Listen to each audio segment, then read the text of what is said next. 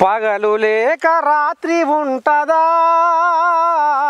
రైతన్న లేని భూతల్లి ఉంటడా ఒక్క క్షణమైన ఎడబాసి ఉంటారా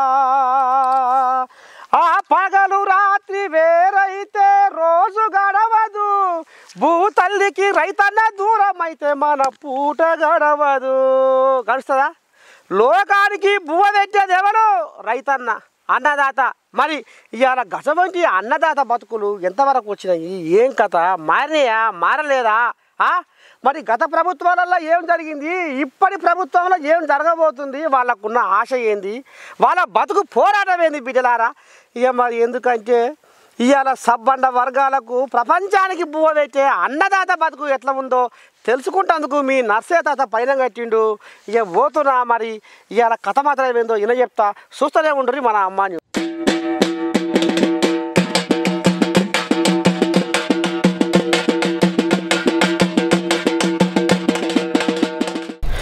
అయ్యో భగవంత ఏంది బిరగా ఆడోళ్ళు కనుక ఏదో బతుకమ్మని ముంగడ పెట్టుకొని ఏదో చేసినట్టే ఉంది మీ కథ ఏంది మూటలు ఏంది పద్ధతి ఏం చేయాలి మా బాధ ఇట్లా ఉంది ఈ రాజకాలంలోకి వెళ్ళి బస్తాలు నూకపోవడు ఒడ్లు నూకొచ్చుకున్నాడు ఈ ఆడలు వస్తే అల్లం నూకపోతే ఆడలు కింద పడడు ఆడలు దాడకపోవడం నాటేయకపోవడం మా బాధ పెద్దగా ఉంది ఏం చేయం మేము అయితే ఇప్పుడు ఈ కాలం మీకేది మొత్తం ఇప్పుడు మందు బస్తాలు ఇట్టినే పోవాలి వడ బస్తాలు ఇట్టినే పోవాలి ఎన్నాళ్ళ నుంచి ఉన్నాయి ఈ తిప్పలు కనీసం గత 10-15 సంవత్సరాల నుంచి కాలం వస్తుంది పోకుండా ఈ బాధ వచ్చింది అది వరకు చిలకలు ఉన్నప్పుడు ఏదో బాధ పోయేది కానీ ఇప్పుడు మాత్రం ఈ 10-15 సంవత్సరాల నుంచి మా బాధ ఇదే మరి మీరు లీడర్లకు అధికారులకు ఎవరు కలుస్తలేరా కలిసినాం కలిసినాం కలిస్తే ఆ ప్రాంతం ముందర పడుచుకోవడం మన కాంగ్రెస్ మన టీఆర్ఎస్ సాయంలో తిరుపతి ఇంటికి 4-5 సార్లు పోయినాం ఇట్లా రైతుల ఒప్పందం అయితే కట్టిస్తామని చెప్పాడు మేము అందరం రైతులను కూడా ఒక మాటగా అనుకొని పలాం కాంచి పోదాం అని మేము ఒప్పందం కూడా చేసుకున్నాం తీర్మానం కూడా మా సర్పంచ్ గారికి ఎంపీ గారికి రాసేయడం జరిగింది లింగే ఇంటికి మేము గతంలో ఒక 4-5 సార్లు పోయినాం 10 మందిని కూడా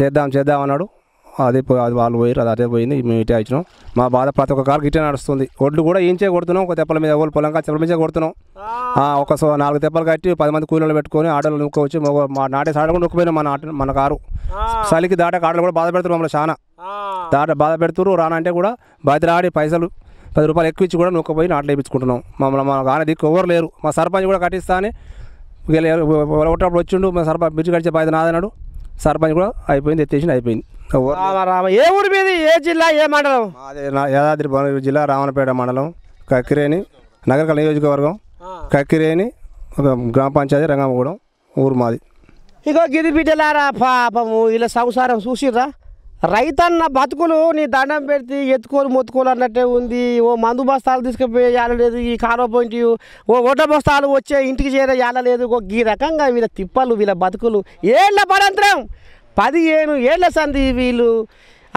ఇక మరి అనవో రామచంద్ర అనుకుంటా అంగలార్చుకుంటా ఇక ఈ రకంగా వీళ్ళు బాధలు ఎలా పోస్తారు బిడ్డలారా ఇక మరి ఇంకా కూడా కొంతమంది ఉన్నారు ఏమంటారు అసలు ఏంది ఏం కథ మరి చూస్తూనే ఉండరు నేను ఇది చెప్తూనే ఉంటా ఇక మరి బిడ్డలారా చూస్తున్నారు కదా ఇగో వచ్చిర్రు ఊరోళ్ళు కక్కెడానికి ఆనుకొని ఉన్న ఆమ్లేడు ఊరుగో రంగమ్మగూడెం ఇక మరి వీళ్ళు ఆడక్కలు కూడా ఏమంటారు ఏంది ఏం కథ వాళ్ళ కడుపులో ఉన్న నాటుకొని ఉన్న బాధ ఏందో మరి అడుగుదాం చెప్తాను ఏం పేరు నీ పేరు మంగమ్మ మరి కాలువ చేయబడికి ఎన్నేళ్ళ బిడ్డ మీకు తిప్పలు ఉండి ఈ కాలువ చేయబట్టి 15 ఏళ్ళు అవుతుంది 15 ఏళ్ళ నుంచి నీళ్ళకించి పోవడం రావడం అవుతుంది వాళ్ళ తెప్ప మీద నొక్కబోయి అండ్లు ఎత్తేస్తురు ఒడ్లు కొట్టుకునేడానికి ఇబ్బంది అవుతుంది సార్ ఇబ్బంది అవుతుంది అండ్లకు మొగోళ్ళు లేనప్పుడు ఆడోళ్ళం బట్టలు ఇచ్చుకొని పోతే ఆ బట్టలు కూడా అండ్ల పడిపోతే బర్వాతలు పోవాల్సి వస్తుంది ఇంటికి పోతే మళ్ళీ ఎదురు ఫోన్లు లేవా మా కాడ కాలువలకించి దాడదామంటే ఫోన్ లేదా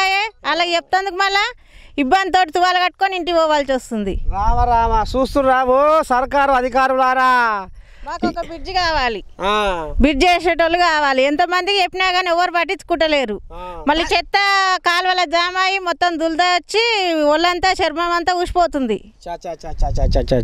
అరెళ్ళ పుణ్యకాలం అయిపోయాయి కదా ఆనాడు లంకల సీతమ్మకు ఉన్న కష్టం వచ్చింది కదా వీళ్ళకు చెప్తాలి నీ పేరేం పేరా అచ్చమ్మా మరి ఇప్పుడు ఈ కాలువ అవుతారా మీ పొలాలు ఎన్ని ఎకరాలు ఉన్నాయిరా ఎంతమంది రైతులు ఉన్నాయి బాగానే ఉన్నాయి కానీ మా కాలువ ఇబ్బంది ఉంది ఆడోళ్ళు ఒక్కరు వస్తే భయం అవుతుంది కొట్టుకపోతుర్రు మగోళ్ళు ఏంది వెళ్ళం మొగోడు ఎంతకని కావాలి వస్తాడు మాకు కావాలి బట్టలు అన్ని కొట్టుకపోతు సగం దూరం కొట్టుకపోను మళ్ళీ రాను కట్టో ఏదో పట్టుకొని మళ్ళీ ఇతరికి వెళ్ళా భలే ఇబ్బంది అవుతుంది మాకు ఏమైనా ఆడద్దరు కావాలని అనుకుంటున్నాం మొగోడికి కూడా ఇబ్బంది ఉంది ఆది ఇంటికి పోయినా కాలపానం కూడా గుటా గుటా ఉంది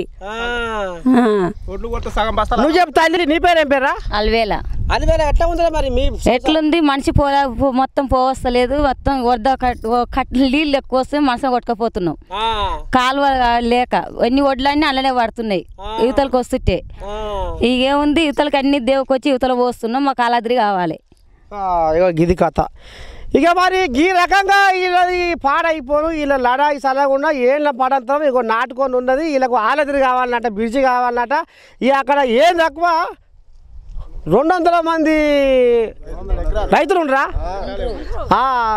200-300 ఎకరాలు దాకా ఉన్నారట ఇక మరి బొచ్చ మంది రైతులు ఉన్నారట అందరికీ గిదే సీతమ్మ చెర అట ఇక మరి ఇక్కడ ఇసురు రాపిల్లగా ఏంది ఎట్లా మరి మీ బాధ ఎట్లా తెల్లారుతుంది ఎట్లా పొద్దు ఊగుతుంది ఏం చేత మాకు తిప్పలు కాకపోతే తిప్పలు కాలువ 24 గంటల కాలువ వదులుతుండు చెత్త బాగా వస్తుంది ఏమున్నా చెత్త వచ్చినప్పుడన్నా మేమన్నా అటు ఇటు నొక్కుంటా బయటకు వెళ్తున్నాం కానీ మొత్తం ఆడవాళ్ళు వస్తున్నాయి అది ఒకటి నువ్వుకే తెలియదు ఎడబడేది తెలియదు తూటుకూర గుర్రండెకాలం మొత్తం మూసుకపోయింది కాలువ దాటాలంటే మాకే మగవాళ్ళకే ఇబ్బంది అవుతుంది ఆడవాళ్ళు దాటలేక పరిస్థితులు ఉన్నావు ఆడవాళ్ళు మీ దాటించినాక మేము ఉండాలి బెటర్ మీ బయటకు బైక్ ఆడుకో ఇప్పుడు ఊరికో ఆడుకోపోతే మళ్ళీ వచ్చి తీసుకొని పోయినాక మీ ఆడికెళ్ళి రావాల్సి వస్తుంది ఆడవాళ్ళని అంత పోవస్తలేదు మందు బస్తాలు కానీ ఏవి కానీ ఒడ్లు కానీ ఆడికెళ్ళి తేవాలంటే ఇబ్బంది అవుతుంది పల్లివాడకి వెళ్ళి తిరిగి వస్తున్నాం బ్రిడ్జ్ లేక మాకెళ్ళి ఇడికెళ్ళి 5 కిలోమీటర్లు పల్లివాడకి వెళ్ళి వచ్చి వాళ్ళ పొలాలు వచ్చి నాటు పెట్టినా కానీ బతలాడి కాలేలు మొక్కి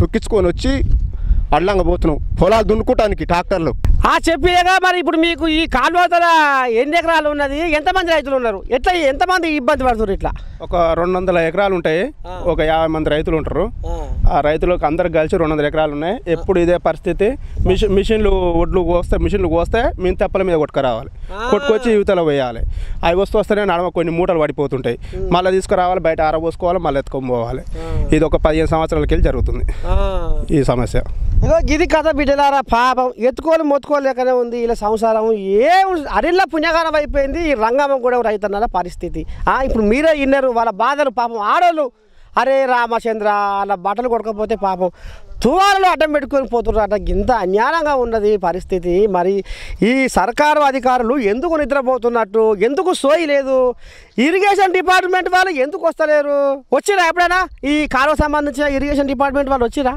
చెప్తే వస్తారు వెళ్ళిపోతారు అదే పని వస్తారు పోతురు కానీ ఏం చేసేది లేదు పట్టించుకునేది లేదు చూసుకొని పోతారు అంతే తగ్గేమన్నా తగ్గించే అవకాశం కూడా లేదు వాళ్ళది గిది కథ మొత్తం మీద యాదాద్రి భువనగిరి జిల్లా రావణపేట మండలం కక్కిరేనికి ఆనుకొని ఉన్న రంగమ్మగూడెంలో ఇక రైతన్నల పరిస్థితి ఈ రకంగా ఉన్నది మరి ఇప్పటికైనా మా అమ్మ న్యూస్ నుండి కోరుకున్నది ఒకటే ఇక్కడ ఉన్నటువంటి స్థానిక ఎమ్మెల్యే వేముల వీరేశం గారు ఇక మరి ఎట్లా చేస్తాడో ఏం కథో మరి ఇరిగేషన్ డిపార్ట్మెంట్తో ఏం మాట్లాడతాడో ఏం కథో కానీ మొత్తానికైతే ఈ రంగమ్మగూడెం ఈ రైతన్నలకు వస్తందుకు పోతందుకు ఆలాద్రి మరి ఖచ్చితంగా కట్టాల్సిన బాధ్యత ఆయన మీద ఉంది కాబట్టి ఈ రైతన్నలను కడుపులో పెట్టుకొని చూసుకోవాల్సిన బాధ్యత కూడా ఆయనదే కాబట్టి ఖచ్చితంగా మరి మా అమ్మ న్యూస్ తరఫున కోరుకునేది ఏంటంటే మరి తక్షణమే వీళ్ళ సమస్యని పరిష్కారం చేయాలని కోరుకుంటున్నాం.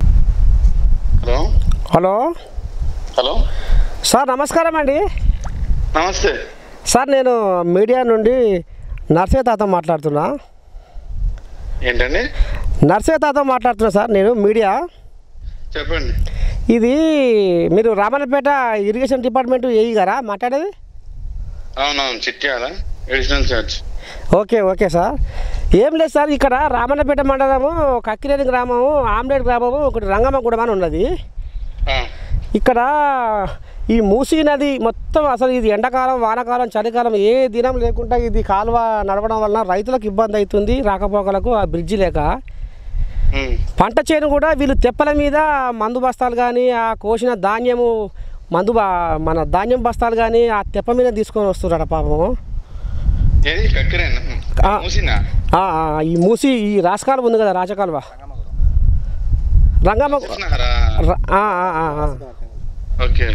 అయితే ఈ రంగమ్మగూడెం రైతన్నలు ఇప్పుడు మీరు లైవ్లో ఉన్నారు, దాదాపు ఇక్కడ ఒక 50-60 మంది రైతులు ఉన్నారు ఊళ్ళే. అయితే పాపం వీళ్ళు ఎన్నిసార్లు మేము ఇరిగేషన్ డిపార్ట్మెంట్ వాళ్ళకు మొర పెట్టుకున్నా వాళ్ళు వస్తుర్రు, ఎస్టిమేట్ వేస్తుర్రు, పోతురు, కానీ ఈ సమస్య పరిష్కారం అయితే లేదు. మేము ఆడోళ్ళం అయితే కొన్ని సందర్భాలలో కొట్టుకొని పోతున్నాం నీళ్ళల్లో. ఏళ్ళ పడంతరం ఒక 15 సంవత్సరాల నుంచి మాకు ఇదే బాధ ఉందని పాపం వాళ్ళు ఈరోజు మమ్మల్ని పిలిపిస్తే వచ్చినాము. ఇప్పుడు ఇక్కడే ఉన్నాం సార్, ఈ ఆసిఫ్ నగర్ కాలువ కట్ట మీదనే ఉన్నాము. ఇప్పుడు దాదాపు ఇక్కడ ఒక 50-60 మంది ఉన్నారు. ఎట్లా సార్, కొంచెం మీ దృష్టికి తీసుకొద్దాం ఈ సమస్యలని మీకు కాల్ చేసాం సార్. కిలోమీటర్ ఎక్కడ? ఏ కిలోమీటర్? ఎక్కడ? పోతారం చెరువు పక్కన. పోతారం చెరువు పక్కన సార్ ఇది. కిలోమీటర్ చూడు నెంబర్ ఏజీ గారు చెప్పండి సార్. కొంచెం దయచేసి పాపం వీళ్ళు ఇక్కడ మహిళలు అయితే ఏడుస్తున్నారు సార్. పాపం మహిళలు వాళ్ళు బట్టలు కూడా మాకు అసలు బట్ట సోయి లేకుండా కూడా ఉండదు సారు. ఏంది ఏం కదా అంటారు. కొంచెం మీరు దీని మీద దృష్టి పెట్టి కొంచెం. నేను కిలోమీటర్ చెప్పండి, నేను చూస్తానండి. ఒక నామ్స్ ప్రకారం పెడతాం సార్. అయితే వాళ్ళకి అప్లికేషన్ ఒకటి ఇమ్మని చెప్పండి. సార్ తప్పకుండా మీకు ఈ రైతన్నలు కలుస్తారు, అప్లికేషన్ ఇస్తారు. ఎగ్జిక్యూటివ్ ఇంజనీర్ నల్గొండ ఇమ్మని చెప్పండి. మళ్ళీ భువనగిరిలో ఇస్తారేమో వాళ్ళు, ఐడియా లేక. యాక్చువల్గా అది యాదాద్రి భువనగిరి, కానీ ఈ ఏమో నల్గొండలో ఉంటారు సార్. వాళ్ళకి అప్లికేషన్ ఒకటి, వాళ్ళకి ఏమి ఇబ్బంది ఉందో అదే రాసి అప్లికేషన్ ఇవ్వమని చెప్పండి సార్. ఈ గారికి ఇస్తే దాని ప్రకారం మేము ప్రొసీడ్ అవుతాం. తప్పకుండా సార్, తప్పకుండా వీళ్ళు నల్గొండలో కలుస్తారు, అప్లికేషన్ ఇస్తారు. కొంచెం మీరు కూడా రాయమని చెప్పండి, చేనేజ్ రాయమని చెప్పండి సార్. చేనేజ్ ఉంటుంది కదా, కిలోమీటర్. అవును సార్, అవునవును. క్లియర్ గా మెన్షన్ చేయమని చెప్పండి. తప్పకుండా సార్.